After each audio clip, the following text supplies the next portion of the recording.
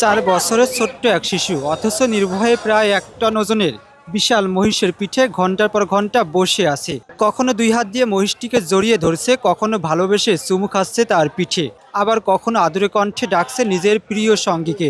রাজধানীর ঐতিহ্যবাহী গাবতলী পশুর হাটে চারিদিকে মানুষের ভিড় আর কোলাহল, কিন্তু সেই ভিড়ের মধ্যেও শিশু আর মহিষের এই মায়ের সম্পর্কে যেন আলাদা করেই নজর কাড়ছে সবার।